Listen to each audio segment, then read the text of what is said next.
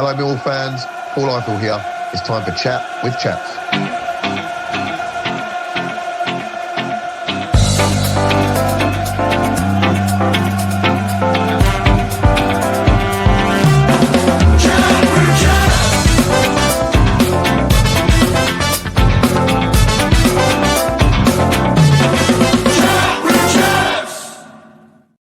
Hello, Millwall fans and Wrexham fans, if you're listening. This is the post-match analysis for the game where it finished yesterday at the Den. I've deliberately waited 24 hours to do this one so I can gather my thoughts. Millwall 0, Wrexham 2. Not a particularly good performance from us. I don't think Wrexham were much better, but this is the Championship and it's all about fine margins, and Wrexham took their opportunities and we didn't, and we got punished for it. Alex Neil alluded to that in the post-match where, in both boxes, we just weren't good enough. And that's what happens in the Championship at this level. And now we go into the international break, having played 2 games at home, conceded 5 goals, not scored 1, and sit on no points, and it just sort of dampens the mood going into the international break. I've got tons that I want to go through today, so bear with me. This could be a long one, but first of all, just want to say, if you're new to the channel, please give us a subscribe. Everything we do goes to Cancer Research UK, so Wrexham fans, if you listen to this, please give us a like, give us a comment, give your thoughts on the game. As I say, everything we do goes there, so you're contributing to a good thing.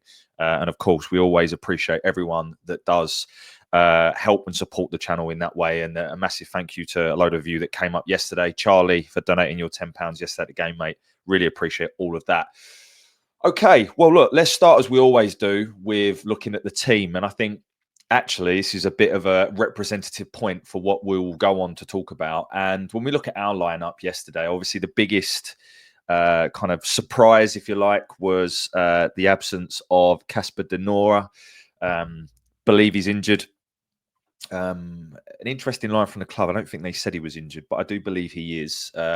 So I don't know how long for, but believe he's injured. Obviously adds to the list alongside Billy Mitchell, Femi Aziz, Macaulay Langstaff. There really is a lot of injuries, and who knows if this player is also playing with injuries at the minute because of the lack of bodies, which was evident from the squad ultimately. So the team was in goal: Stephen Bender. Ryan Leonard plays at right back today. I think that's something that I'm going to talk a little bit about. Tristan Kramer playing alongside Jake Cooper, obviously with Japhet Tanganga making his move to Sheffield United and getting a man of the match, by the way, in their 1-0 loss at Middlesbrough. Left back, Zach Sturge. Joe Bryan, obviously not fit enough probably to start. In the middle of the park was Massimo Luongo and Luke Cundle playing in the middle of the park. And then the front 4, right to left, Negley on the right, Idemo Imaku getting a start on the left, and then Josh Coban and Mihajlo Ivanovic up top. And immediately, I looked at the lineup, looked at the bench, and I thought we had to score first because, we are, and we have been for some time, so this is not new. We are really poor at home against sides that sit in a low block and give us the ball. We had 60% possession yesterday. Shock, we lose the game. This has been like this for years. We've always been unable to break teams down that sit in a low block, which is why usually we're better against better sides. And no disrespect to Wrexham, they came and did a job on us. And quite frankly, this is sort of a away performance that we will be proud of. Go in there, battling hard, defending really well and taking your chances. And you have to give them credit for that. So, I will do that. And there's a couple of players on the Wrexham side that I felt had very good games. But do I think we deserved to lose the game yesterday? No, I don't. But did we do enough to win? No, I don't. That was a draw, in my opinion. But Wrexham, as I said, they were better in both boxes. And there was one man that was key to that. He won everything in both boxes. And that's Kiefer Moore. He bullied us in both boxes. And that is the problem we have. We do not have that still, in my opinion. And that is why we're crying out for some more traditional, experienced Championship players on top of all of these projects that we keep signing. But we'll certainly get into that. But as I said, I felt we had to score first because you look at the bench, you've got a returning Reyes Bangura Williams, who's a great player, but he's returning. I don't think he's fully fit. You've got Joe Bryan, who I'm trying to think about here, attacking options, right?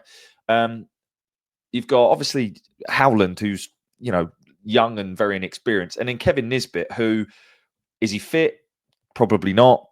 Is he going to be here forever? Probably not. So you don't really have many options. So I kind of feel for Alex Neil, and I'm sure it's not long before certain sections of Millwall fans start to turn on him. But I genuinely believe we've got a top six manager there. I don't think he's the problem. And it's not panic stations yet, but I think it highlights there's a lot of bloody work we need to do in the next couple of days. And I don't just want to keep signing these projects. I've said it so many times. I get we have a model, but sometimes you have to balance that out with some proven championship experience. But yeah, we've lost the game. Wrexham's first win. You just knew it would happen, right? If you could write down how Wrexham would win their first game, it would be coming to the Den with Kiefer Moore scoring and James McLean to come on at the end and rub it in. That was what was going to happen. It's typical Millwall, typical bipolar Millwall strikes again. And we've lost 2-0 to a side that only had 5 touches in our box all game. So this is it. But this is the championship. You will get punished. And whilst I don't think Wrexham looked particularly good yesterday, I think they'll get better. And I think that as they integrate some of their players, which a lot of now, like the likes of Callum Doyle, is it Caceres or whatever his name is down the left-hand side? These are new players to the team. And once all those are integrated, I think Wrexham will I don't think they'll be a top 6 side, but I think ultimately their probably aim is to sustain themselves in the league this year and probably spend another 35-40 million next year and go again. But anyway, enough about them. Who cares? Let's get into the game. So I'm not going to go, massively through every play-by-play. But what I will do is just kind of talk about a couple of key moments in the first half and in the second half. And I felt that it at times in the first half, we just looked disjointed, which we will be, because when you look at that team versus the one that started against Norwich, half the team's changed. So we're going to look disjointed. I thought the bright sparks in the first half, by the way, were Imaku. I'll come on to talk about him overall.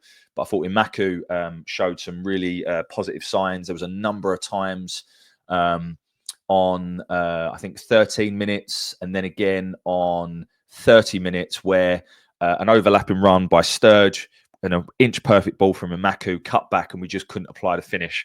I think we probably had the best 2 chances of the first half. One was a ball across the face of goal. I think this time was by Imaku. Coburn can't quite get a hold of it. And then Luongo blazes over the bar. And then Ivanovic, this was the chance. This was the chance. And all I will say is, there seems to be 2 sort of boo boys at the minute down there, and one is Cooper and one is Coburn. And for me, if you're going to slag off Coburn, you have to slag off Ivanovic, right? Because I don't see how Coburn was any worse than Ivanovic yesterday. That is a sitter, and if Coburn had missed that, like he has, he would have got pelters for it, and he doesn't because he's not Mihailo, and everyone loves Mihailo. And I'm saying I don't, but I'm just trying to be balanced here and say if you got to, there's always these certain players that some people seem to gravitate towards slagging off. But this was the chance, right? It was a super ball in from Imaku, and Ivanovic has got to do better there. I think 37 minutes in Imaku again. He was the one alongside Luongo that was jumping into tackles, really fighting. One chance, I think, for Wrexham, the sort of main chance for them, I think it was on the 21 mark where Sturge gives the ball away. They break. Ball's played over the top. It goes over Kramer's head. And then Moore, Bender does just enough to put him off. And luckily for us, nothing. It comes to nothing. I think another chance where the ball was played across the face of goal by Hardy and Moore just couldn't get on the end of it. But I think overall, the first half was, to me, very representative of the Middlesbrough game. We were the better side, started off brightly, we faded, and we had no real cutting edge. And we go in at half time. It literally reeked of the Middlesbrough game. And that was the first half for me. I thought, as I said, there was a few standout players. I think one player that I love, and I think he's going to be phenomenal for us, and I think he's going to be our left back for many years to come. But I think yesterday showed where he's maybe not quite ready yet. Is young Zach. I think a couple of times he gave the ball away. I felt at times they were deliberately trying to target him and pressure him a little bit more. But then, young Zach and young Idemo down the left-hand side, there's just no experience there. So I'm not blaming anyone. I'm just trying to call that I see. I don't think it was Zach's best game. And he'll know that, and he'll grow from it, and he'll learn from it. But I think that is representative of this team at the minute. It is so young and so makeshift as well, by the way, that we are going to have games where things like that happen because it is young. And this is the direction the club have tried to go in. You cannot put all of these youngsters on a pitch with a lack of experience other than Luongo and Cooper and expect everything to be fine. Even Mihailo and Coburn, they're 40, 43 between them, the age? 42 maybe? I don't know. But just because they're supposedly worth money and cost money, they're still young and it's going to take time. As I've said, for me, the model is great, but it shouldn't be applied 100% of the time. And that's where I think our recruitment has gone wrong. I've said it all summer. We needed an experienced central midfielder that can play 90 minutes week in, week out, which is not Luongo. And we need a right back. And yesterday, again, emphasised it. Come on, guys. We need an attacking right back. And we're not going to get it. But to me, yesterday just showed you why you did. So first off, as I said, I thought Luongo was really good. I thought Kundal was really good. And I thought Idemo was the one that was trying to create things. It was a little bit just give the ball to Idemo and see what he could do. And that was kind of the first half. I think one of the other things as well that was a bit of a problem was the lack of getting bodies into the box. So that started off in the first half. If you look at the screen here, Idamo's got the ball in here. I think that actually this is a decent chance, but you can see there that they got 5 players in the box to our 2, right? And then as we go on later on in the game, we've got more here. So this was when Brian fed Mihailo down the left-hand side when he come on, and you can see there not a single person in the box.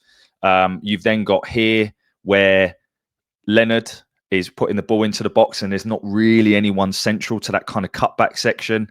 And then here as well, just look how many, we got 3 bodies in the box. They've got 1, 2, 3, 4, 5, 6, 7. It's just, it felt yesterday that, yes, they play with a low block, so they're going to have bodies around us. But it just felt that we never got enough people in the box and in good positions. And then, of course, our end product was pretty lacking. So I just wanted to highlight that because it was something that I saw. For those of you obviously listening to the podcast, you wouldn't have seen those screenshots. But essentially, we just didn't have enough people in the box when we did put the ball into the box. But yeah, second half, obviously, Coburn had a chance on 52 on his weak foot, which, again, could he have done better? Don't know. That was on 52. Ivanovic has the overhead kick on 54. And then I just felt that we were being almost at times out-muscled by them, Callum Doyle, who I was quite impressed with actually from a Wrexham perspective. He reminded me a bit of a Dan Ballard type player, very physical, could play a bit. You can see why obviously he's highly rated at Man City, but but Cody and Clayworth, I can't pronounce his name. They're not particularly big lads, and I still felt they won the physical battle. So I've said this again, Coburn and Ivanovic, more so Coburn, needs to toughen up a little bit more. Admittedly, Coburn fought for everything all game. I'm not saying that, but there was a lot of times he would go down, and I just think that everyone's looking for the referee to give a free kick, but we know we're not getting them now. We know that, so therefore we have to adapt. On 57, of course, they get the goal, and it's just out of nothing. It's so poor, it really is. The ball's played over, and again, this is what you want your striker to do. He's got no right to win that ball. He's got no right to score from there when you've got Crammer and Bender there. Bender comes out. Obviously, for me, it's a miscommunication between the two because Crammer leaves it. Bender comes out. Maybe Bender calls for it. I don't know. And Bender doesn't get there. Moore does, and it goes into an empty net. Crammer can't get back in time. And it was just so poor. And it is an error. For how clinical Wrexham were, we create these problems. That should never, ever have been a goal. If Bender stays on the line, does he simply just catch that? I don't know, because it's too high for Moore to bring it down. I don't know. It's so disappointing to concede that goal. And from then on, as bad as this sounds, you knew we weren't going to get anything from the game because we can't score, because we don't create enough. And yes, we huffed and puffed, but how many real clear-cut chances did we make from that moment on? The only sort of two that I've written down here is Imaku's chance on 74, where again we don't have enough people in the box. I think this is Leonard's cutback, and he sort of hits a half volley into the ground and into the side netting. And then I think we have a good chance on 92, which we do here. You can see from the screenshot. This is where, of course, the free kick goes up. Cooper clashes with Danny Ward. Danny Ward stays down. To me, it's not a foul. And then Nisbet from the centre of the goal, he's just got to hit the target there. You know, admittedly, there's two players on the line, but if he keeps it low and hard, or, you know, to the left there, but he blazes it over the bar. Yes, maybe Cooper puts him off. Yes, it's not on his stronger foot. But is that a sliding doors moment for Nisbet? Because if he scores that goal, all of a sudden, all is forgiven type thing. But it was a bit of a sliding doors moment. Of course, at this point, Nisbet has come on, and 72 minutes is where we start to make the changes. And there was some more on 80. But it was just, I felt for Alex, because what can he change? You know, he's got a half-fit Brian, a half-fit Bangura Williams, and a half-fit Nisbet. That's it. Now, yes, that is very unlucky with injuries. Don't get me wrong. But is it unlucky, or is there something not quite right? Because we have this all the time. This is not new, the amount of bloody injuries that we get. What is going on down there? I don't know. Yes, everyone gets injuries. I understand that. But we just seem to have more than so many others. You know, like Billy Mitchell and Casper Dunor, our injury room gone already after 3 games. You've then got, I mean, where's Zach Lovelace? Where is he? I've not seen or heard of him since he's been there.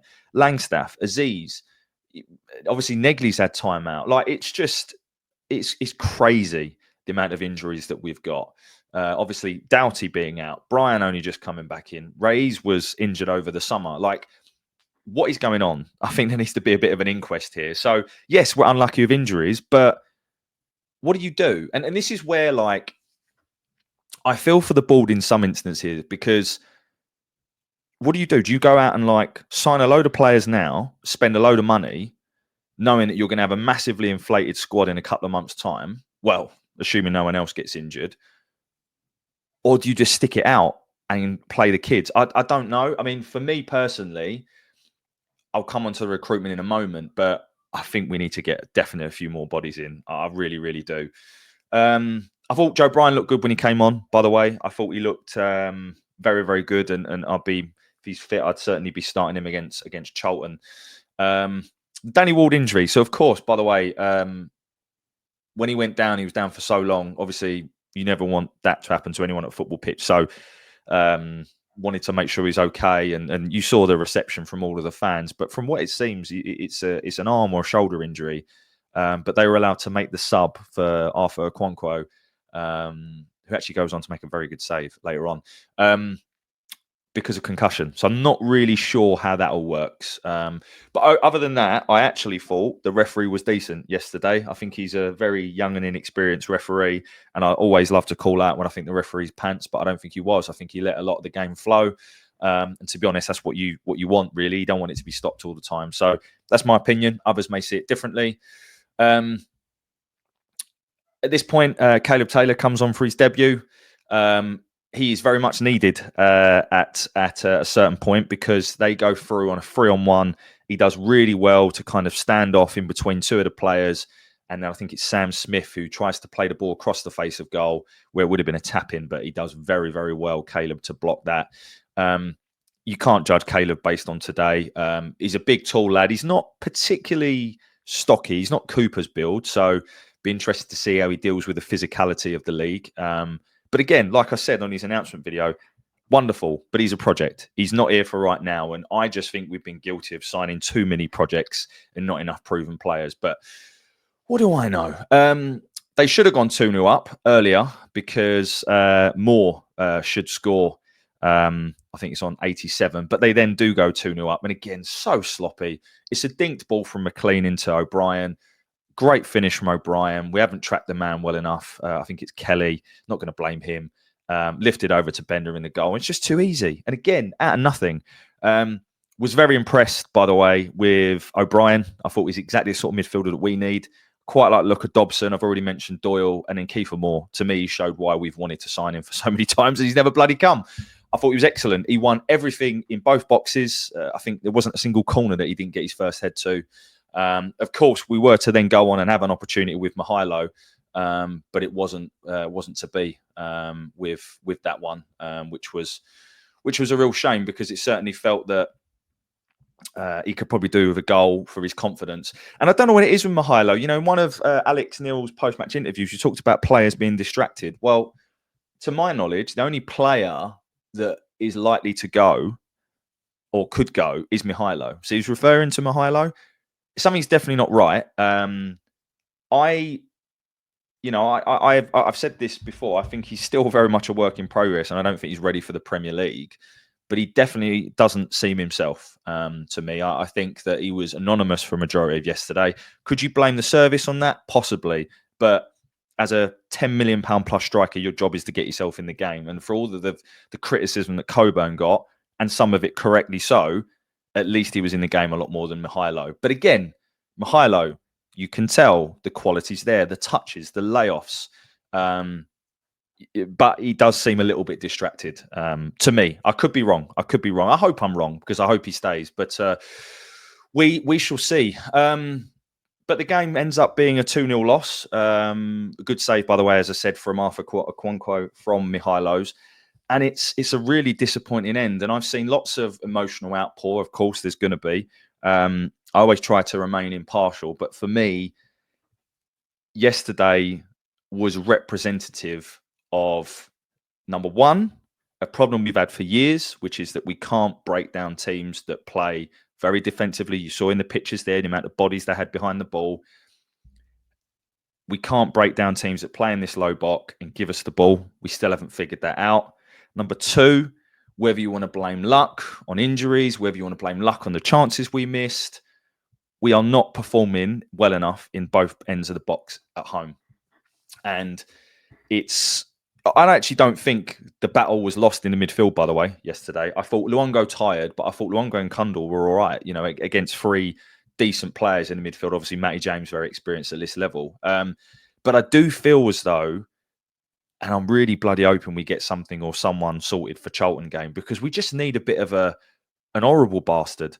And this is where, and I'm not like, you know, everyone knows that I'm a Sav fan. This is where someone like Sav would have been perfect. I have been crying out for someone like Lewis Travis or Ben Sheaf, or even like a Kenny McLean. Maybe not. Maybe they're all too old. Lewis Travis certainly isn't. Maybe Kenny McLean's too old. He's 33. But my point is, we need someone with a bit of steel. And of course, because there isn't many of those, that's where Cooper gets the criticism. I don't think Cooper did anything wrong yesterday. For me, the problem started at the fullback areas. Zach didn't have his best game, and Ryan Leonard is not an attacking fullback. And a lot of our play is basically to move side to side and create opportunities using the fullbacks, and to play wide through that way, and obviously to have the overlap on the right-hand side with Negley tucking in. We didn't do that. We didn't do it well enough yesterday. And the fullbacks are crucial to the way we play, and we haven't got either of our first two fullbacks playing at fullback. Does that mean that Kramer should have started at right back yesterday? Well, if he did, then what, do you throw Taylor in straight away? This is what I'm saying. We are too threadbare, and the club have to see this. I've said all summer, we need a right back. If you want to play Kramer at centre back, fine. You need to go and get a right back, and it needs to be a very good one. That's where you should be spending your money. I've said it all summer. We need a right back. Yes, we've got 3 or 4, but they're all too defensive. And you could tell I'm getting animated, because to me, it is crying out for, number one, a bit of an arsehole, a bit of a leader. Maybe that can be Luongo in time. I don't know. But we need someone that just takes hold of that ball in the middle of the park. If he needs to kick someone up in the air, he's going to do it. We don't have that. Was what Sav's role is. We don't have that. We need that. We cannot just buy all of these projects that don't have championship experience, throw them in and expect to win every game. It's just not going to happen. And the challenge is, where we're at now, there is an expectancy. There is an expectancy from the fans, and dare I say it, an expectancy from the club. So we should be winning games like yesterday, and we didn't, because did we get out Millwall? I don't know, but it just wasn't good enough. So we're crying out for that, and for me, we're crying out for a right back. Coburn and Ivanovic up top together. Obviously, it worked very well for a small period at the end of last season.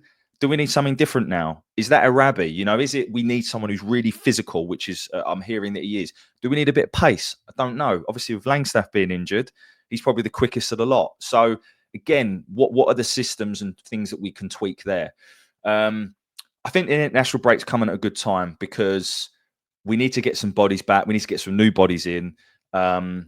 And it's just, for me, it's a lack of experience. You know, how many in the lineup yesterday, how many players have we got that have consistently played in the position they played at yesterday at the level of the Championship? 4, maybe? You know, can you call Mihailo or Josh, you know, experienced in the Championship? I don't think you can. So this is my problem. You know, that and then the fine margins. This is the Championship. Everyone's going to beat each other. But we had to score the first goal. We didn't. And then we lacked options to change it. And to me, that is not on the manager, which is why I don't think he takes blame for yesterday. I think obviously some of the players need to do better. But I also think this is what you're going to get when you've got a very young, disjointed, inexperienced side against, yes, a side that is new to the Championship, but has a lot of experience at Championship level and a lot of quality. And like I said, I think Kiefer Moore was a difference yesterday. If Kiefer Moore was playing for us yesterday over them, do we lose the game? I'm not sure we do. But yeah, I think I'd end by saying I think the recruitment team now need to go out and really earn their mettle. I think it's a big 48 hours. Obviously, we are going to be doing a live tomorrow between 5 and 7. The window does end shut at 7. Been all sorts of rumours. Obviously, Arabi. I've got a video ready to go on Arabi if he does get announced. So stay tuned with that. We're going to hear from someone who knows a lot more about him than any of us certainly do. And of course, we're hearing that young Derek was at the game yesterday, so it looks like that one is. But again, I think he's a project. I don't think he's going to come in and influence the first team. He's probably more of a Dan Kelly mould. And this is great. You know, it's great that we're going to have so many wonderful players in a year's time. And I think we've signed 25 players since last summer. But how many of them have come in and impacted the first team consistently? You know, you look at probably Femi Aziz. He's injured, but I would say Femi Aziz. So that's 1. Ivanovic, 2. Kramer, 3. I would give Jensen 1 because that came out very wrong. I would say Jensen's one of them because he's until we got injured. So that's 4. Other than that, can you say anyone else? I don't think you could put Negley in that bracket. I don't think Coburn has performed consistent enough yet to be in that bracket. So that's 4, really. And is that good enough? I'm not sure.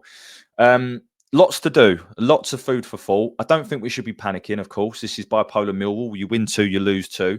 But it would have been nice to at least go into the international break with a point. And as I say, hopefully get some bodies back. We need to get these players up and firing for Charlton because that is a massive game. And obviously the Palace game after it. In terms of man of the match and stuff yesterday, I'm probably going to give it to Imaku.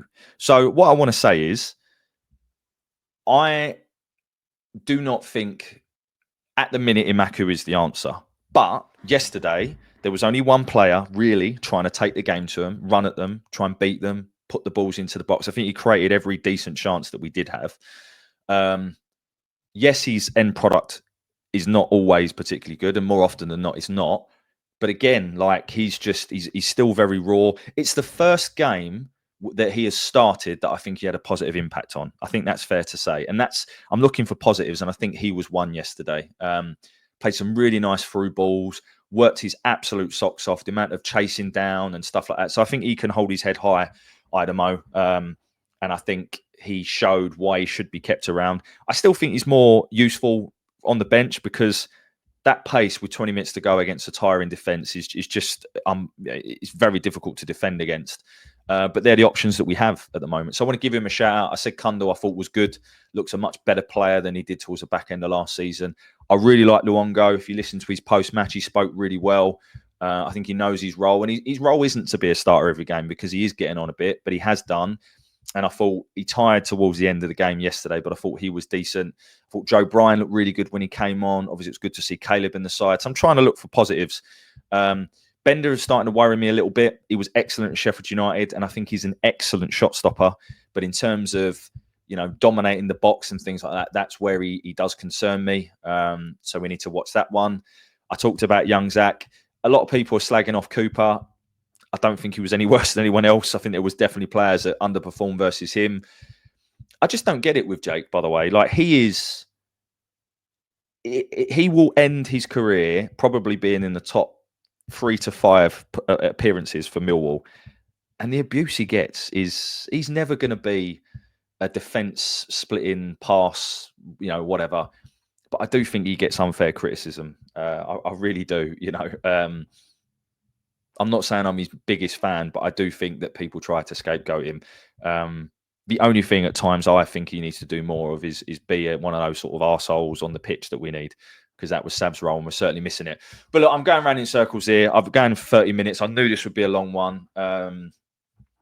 We lost the game yesterday against a side that came and give a typical Millwall away performance, right, under Rowett or Harris, which was just to defend and take your chances, and we got done by that. So it is what it is. Lots of work for us to do. Try and enjoy the rest of your weekend. I want to say a massive belated happy birthday to Jeff Chandler, who's a big friend of the show, and we really appreciate some of the things he's done for us. So belated happy birthday to you, mate. As I always say, thank you so much for coming up. And yesterday, loads of you coming up. It means a lot. I don't always get this right. It's just my opinion. I do this in one take. It's raw. Probably a little bit more raw today than normal, but I just give my opinion, and you don't always have to agree with it. But leave yours. Put yours in the chat. Give us a like. Give us a subscribe. And I hope you enjoy the rest of your weekend. Thanks for listening. It's going to be a busy one. I'll see you on the live tomorrow. And of course, as always, bye for now. Hi, it's Steve Morrison here, and you're listening to Chat with Chaps, chatting Millwall, come rain or shine.